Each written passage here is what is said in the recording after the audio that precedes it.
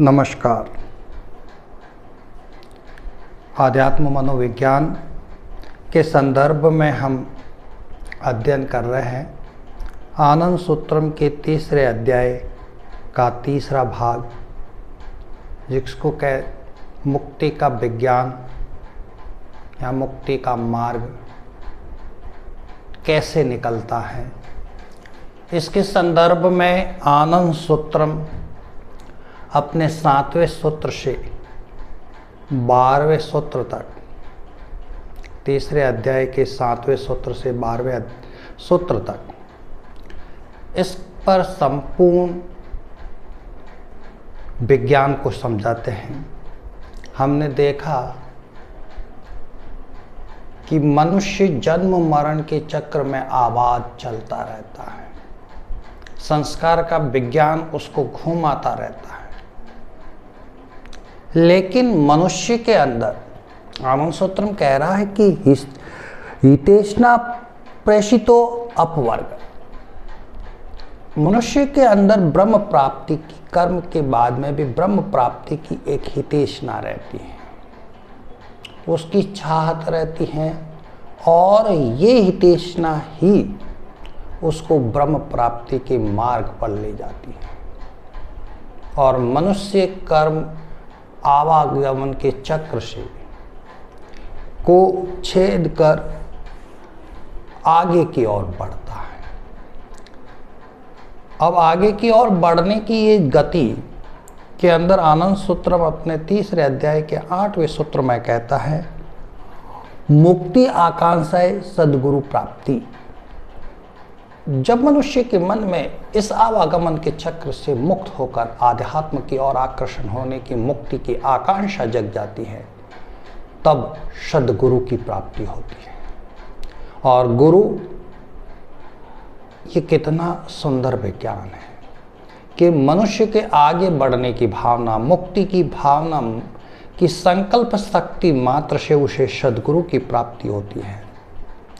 और ये सद्गुरु होते कौन है, इसके बारे में तीसरे अध्याय का 9वां सूत्र कहता है कि ब्रह्मेव गुरु रेक नापर, ब्रह्म के अतिरेक मनुष्य का कोई गुरु नहीं हो सकता। वह ब्रह्म गुरु के रूप में मनुष्य के सामने आकर मुक्ति के मार्ग पर जाने की साधना सिखाते हैं।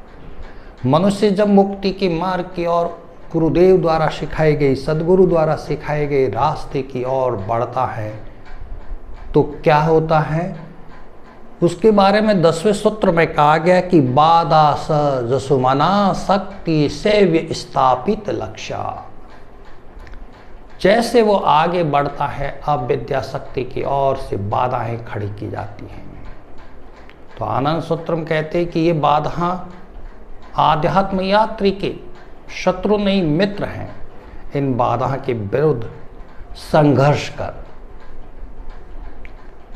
आगे बढ़ना है, बाधा से डरना नहीं है। अगर तकलीफें आती हैं, इसका मतलब तो मनुष्य कभी कभी क्या करता है, तकलीफों से घबरा कर क्या करता है, प्रार्थना करता है। तो आनंद सूत्रम अपने तीसरे अध्याय के 11वें सूत्र में स्पष्ट कहता है कि प्रार्थना अर्चना मात्रेव धर्म मूलक, प्रार्थना अर्चना खुशामद स्तुति, ये सब परम पुरुष के राज्य में नहीं चलती है। आनंद सूत्रम तो स्पष्ट रूप में कि ईश्वर के निकट प्रार्थना करना बेकार है, जिस चीज की हमें जरूरत है वो दे देते हैं। इसीलिए मनुष्य को चलना होता है भक्ति के पथ पर, परम पुरुष के प्रति एक प्रेम के पथ पर।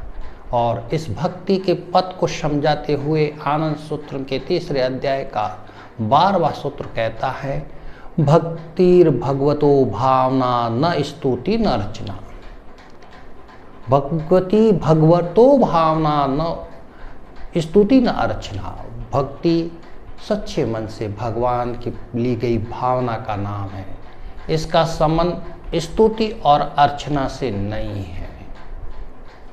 तो इस प्रकार हमने देखा कि हितेशना उसे ब्रह्म की ओर ले गई और उसकी उस आकांक्षा से उसे सद्गुरु प्राप्त हुए। सद्गुरु केवल ब्रह्म थे, उनके बताए हुए मार्ग पे गए तो बाधाओं के विरुद्ध वह संघर्ष करते हुए आगे बढ़ा। तो उसने प्रार्थना का हाथ नहीं थामना है, अपितु भगवत प्रेम की भावना में बह जाना है, भक्ति के पथ पर बढ़ जाना है। क्योंकि उस समय दर्शन के ईश्वर की जरूरत नहीं है, मनुष्य के सुख दुख को सुनने वाले अपने ईश्वर की जरूरत है। इसीलिए तारक ब्रह्म की एक अभिकल्पना को चरितार्थ करने वाला यह है। तो इस प्रकार हमने आध्यात्म मनोविज्ञान में मन की संरचना, जिसमें जैवी मन या जैवी सत्ता, ब्रह्म मन की संरचना, उसके बाद हमने मृत्यु तथा मृत्यु के बाद के विज्ञान को समझा, जिसमें हमने मृत्यु के कारण और पुनः जन्म के कारण और बीच में कहीं नहीं अटकने के कारण, इन सब को देखने के बाद हमने आज मुक्ति के मार्ग को देखा।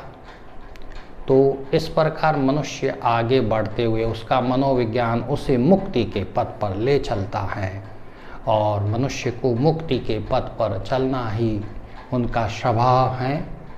कल या आगामी वीडियो में हम देखेंगे आनंद सूत्रम के 4 अध्याय को, हम प्रकृति के इस सुंदर विधान को देखेंगे और समझने की कोशिश करेंगे। नमस्कार।